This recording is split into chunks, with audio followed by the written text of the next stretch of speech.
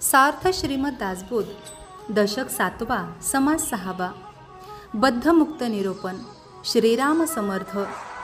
श्रोत्यांनी विचारले, ज्यांची कल्पना करता येत नाही आणि जे सर्वत्र भरलेले आहे अशा अद्वैत ब्रह्माविषयी आपण जे सांगितले ते वर्णन ऐकून क्षणभर मी त्या ब्रह्माशी तदाकार होऊन गेलो।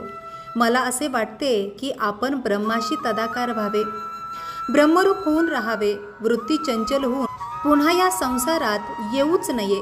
कल्पनारहित जे सुख आहे त्यात संसार दुःखाचा लेशही नाही, म्हणून ते सुखच होऊन मी राहावे, मी असावे। अध्यात्म श्रवणाने मन ब्रह्माकार होते आणि नंतर तेच देहबुद्धीच्या वृत्तीवर येते। असे सारखे येणे जाणे काही चुकत नाही।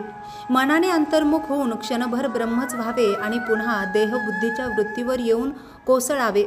एखाद्या किड्याच्या पायाला दोरा बांधून टाकला म्हणजे तो वर उडतो व पुन्हा खाली पडतो, त्याचप्रमाणे वर जाण्याच्या व पुन्हा खाली घसरण्याच्या अर्थात जन्म मरण्याच्या सैरावैरा फेऱ्या फार झाल्या, आता बास। आपला उपदेश ऐकताना मन ब्रह्माशी तदाकार होते। त्या अवस्थेतच हा देह पडला तर, अथवा मनातील तुझे माझे हा भेदच नाहीसा झाला पाहिजे।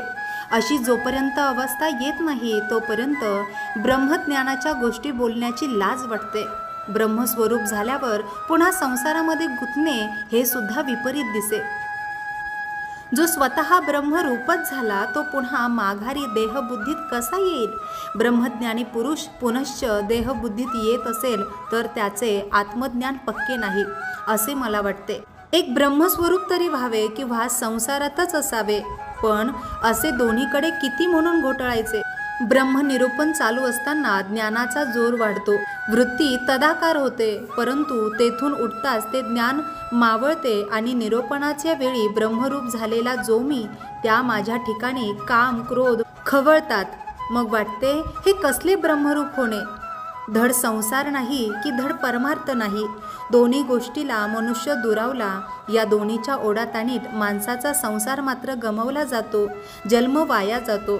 ब्रह्मसुखाची गोडी चाखायला जावे तर संसार सुख मागे ओढते आणि संसार करायला लागले तर पुन्हा ब्रह्मसुखाची आवड निर्माण होते। संसार सुखाच्या ओढीमुळे ब्रह्मसुखही लाभत नाही आणि संसार खोटा असे ज्ञान झाल्यामुळे संसार सुखही लाभत नाही। तात्पर्य काय? तर संसार सुख व ब्रह्मसुख ही दोन्ही अपुरीच राहतात, एक सुद्धा पूर्णपणे लाभत नाही। यामुळे माझे चित्त चंचल व दुःखित झाले आहे, एकही निश्चितपणे मिळत नाही। याला काय करावे? आता कशा प्रकारे राहावे? माझी चित्तवृत्ती बुद्धी अखंड ब्रह्माकार होऊन राहत नाही, यावर उपाय सांगा असे श्रोत्याने विनंतीपूर्वक विचारले। आता वक्ता याचे सुंदर प्रत्युत्तर देतील, म्हणून श्रोत्यांनी क्षणभर मन स्वस्थ करून बसावे।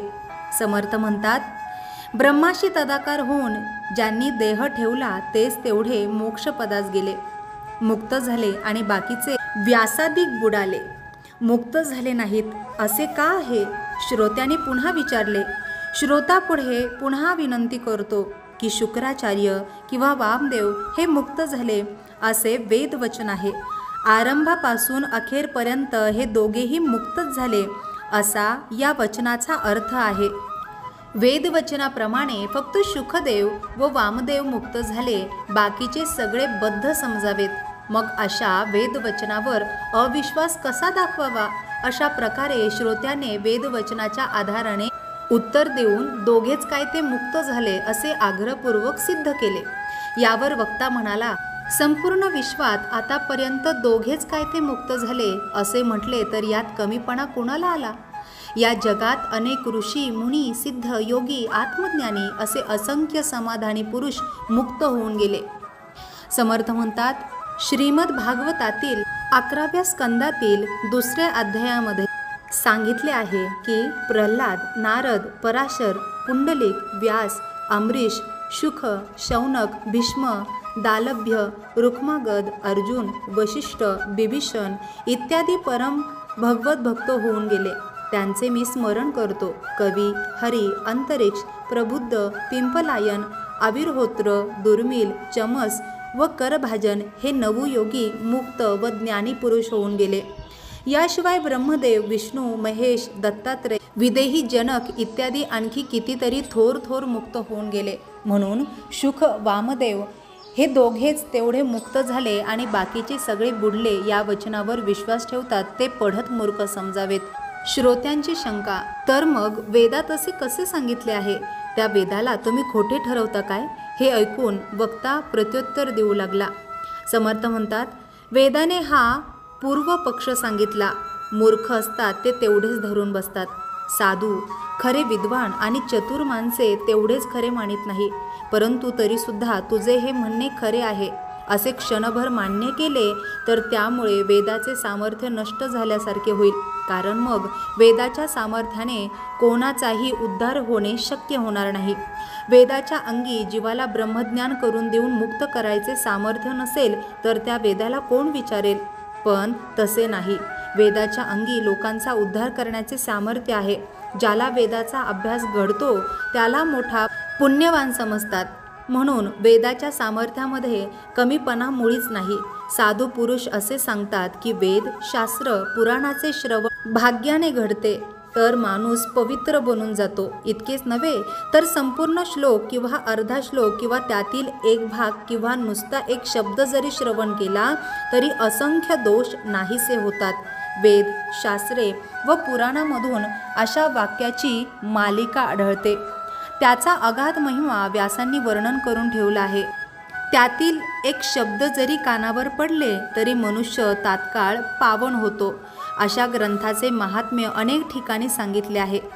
वेदाच्या योगाने शुक, वामदेव या दोघांशिवाय तिसऱ्याचा उद्धार झाला नसता तर वेदाचा महिमा कसा टिकून राहिला असता? असो, सुज्ञ अर्थात चतुर पुरुष हे जाणतात. इतरांना मात्र हा सगळा गडबड किंवा गोंधळ घोटाळा वाटेल. असे वेद, शास्त्रे, पुराणे ही कोटी कशी राहतील? शुक, वामदेव या दोघांशिवाय अन्य तिसऱ्या कोणाचा उद्धार कोणी करावा? अर्थात इथे सर्व मुक्त झाले आहेत. ब्रह्मस्वरूप झाल्यावर तो लाकडाप्रमाणे अर्थात काष्टावत होऊन पडतो, तोच खरा मुक्त होय असे समजणे ही चूक आहे. स्वतः शुकाचार्याने अनेक विषयाचे विवेचन केले आहे. शुक मुक्त होता हे वेदवचन खरे मानलेच पाहिजे. असा मुक्त शुक लाकडासारखा निर्जीव व ब्रह्मस्वरूप नव्हता. तो योगेश्वर शुकाचार्य जर काष्टावत निर्जीव ब्रह्मस्वरूप असता तर परीक्षित राजाला सारासार विवेक भागवतात सांगता आला नसता. जो ब्रह्मस्वरूप होतो तो लाकडासारखा कर्मरहित होऊन पडतो ही अगदी चुकीची समजूत आहे. शुक ब्रह्मस्वरूप असून त्याने परीक्षित राजाला एवढे मोठे भागवत सांगितले. आत्मस्वरूपाचे वर्णन करताना सारासार विचार करावा लागतो. तो विचार शब्दांनी सांगावा लागतो. विषय निरोपासाठी संपूर्ण चराचर विश्वातील दृष्टांत शोधून सांगावे लागतात. यासाठी मुक्त पुरुष अध्यात्म निरोपण करताना क्षणभर ब्रह्माकार होतो, क्षणभर दृश्य विश्व शोधतो आणि आपले वक्तव्य अनेक योग्य सहज सुंदर दृष्टांतांनी संपादित करतो. असो, स्वतः शुकाचार्याने भागवताचे निरूपण केले तेव्हा त्यांच्या अंगी बद्धपणा चिकटविता येईल काय? अर्थातच नाही. म्हणून सारांश एवढाच की लाकडासारखे निस्तेज पडून न राहता चालता बोलता व्यवहार करता सद्गुरूंनी दिलेल्या ज्ञानकलेने सायुज्य मुक्ती प्राप्त होऊ शकते. कोणी मुक्त असतात तर कोणी नित्यमुक्त, कोणी जीवनमुक्त असतात तर कोणी योगी, समाधानी, विदेही मुक्त असतात. जे मुक्त असून जिवंत असतात ते जीवनमुक्त समजावेत. मुक्त होऊन ज्यांनी देह ठेवला ते विदेही मुक्त समजावेत. या दोन्हीपेक्षा नित्यमुक्त वेगळे असतात, त्यांना योगेश्वर समजावेत. स्वरूपाचा साक्षात्कार होऊन आत्मज्ञान झाले की देह स्तब्ध होतो, त्याचे कर्म थांबते. यास तटस्थ अवस्था म्हणतात. परंतु तटस्थपणा आणि स्तब्धपणा यांचा देहाशी संबंध असतो, स्वानुभवाशी नाही. येथे परमार्थात स्वस्वरूपाच्या अनुभवालाच परमोच्च स्थान आहे. बाकी सर्व गोष्टी निरर्थक आहे. म्हणून आपण स्वतः स्वस्वरूपाचा अनुभव घ्यावा आणि समाधान प्राप्त करून घ्यावे. समजा एखादा माणूस अगदी पोटभर जेवला आहे आणि त्याला कोणी तो भुकेला आहे असे म्हटले तरी पण त्याला भुकेला म्हटल्याने तो काही अस्वस्थ अथवा उद्विग्न होणार नाही. स्वस्वरूपाच्या साक्षात्कारात देहभाव नसेल तर मग तेथे बद्ध वा मुक्त हा संदेह कसा असेल? जेथे देहाचे भान असते तेथे बद्धपणा किंवा मुक्तपणा असा भेद आढळतो. जोपर्यंत मनात देहबुद्धी आहे तोपर्यंत ब्रह्मादिक देवसुद्धा मुक्त होऊ शकत नाही. तर मग देहबुद्धी असेल तर सुखसुद्धा मुक्त होऊ शकणार नाही. यात आश्चर्य ते काय? मी मुक्त आहे असा अहंभाव हाच बद्धपणा होय. मुक्त व बद्ध हे बोलणे असंबद्धपणाचे आहे.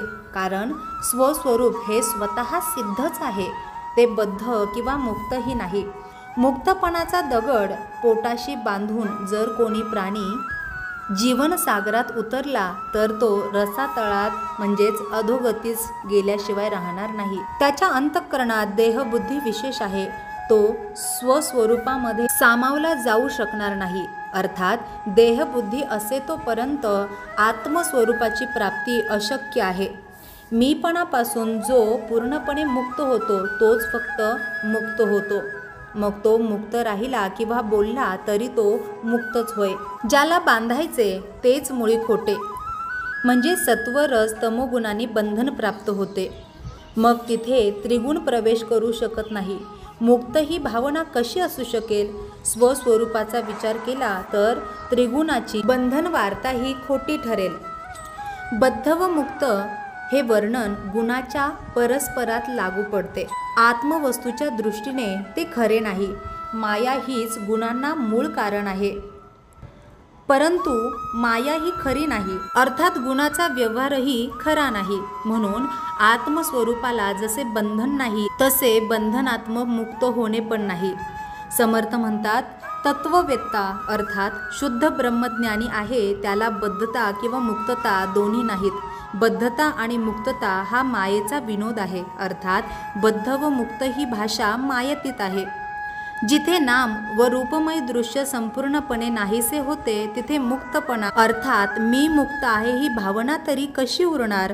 मुक्त व बद्ध यांचा पूर्ण विसर पडून त्या विसरलेपणाची जाणीवही तिथे नाहीशी होते. बद्ध व मुक्त कोण झाला? बद्धता व मुक्तता देहबुद्धीमुळे उत्पन्न होते आणि देह म्हणजे काही आपण नाही. म्हणून मीपणा हा बाधक आहे. जो मीपणा धरतो त्याला त्याची बाधा होते. तात्पर्य, मी बद्ध होतो व मी मुक्त झालो हे सर्व भ्रम समजावे. मीपणाच्या अहंकारामुळे हे भ्रम होतात. मायेच्या पलीकडे जे समाधान रूप ब्रह्म आहे त्याचा अनुभव न घेतल्यामुळे हे भ्रम भोगावे लागतात. बद्धपणा व मुक्त या दोन्हींचे मूळ कल्पनेमध्ये असते.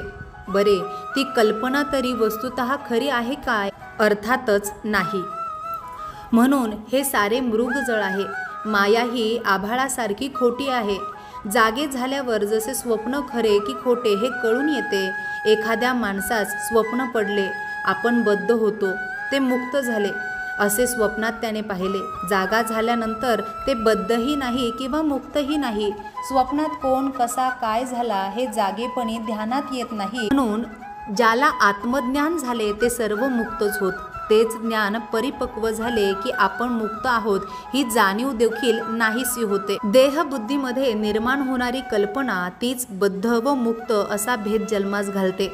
परंतु आत्मज्ञानी साधू पुरुष देहाच्या पलीकडे असणाऱ्या ब्रह्माशी समरस झाल्याने सदैव भेदातील व संदेहरहित असतात. असो, समर्थ म्हणतात, हेच पुन्हा पुन्हा सांगणे पुरे. आता पुढे मुक्त व देहातीत झाल्यावर कशा प्रकारे राहावे याचे विवेचन श्रोत्यांनी पुढील समासात सावधपणे ऐकावे. समास 6वा समाप्त. जय जय रघुवीर समर्थ.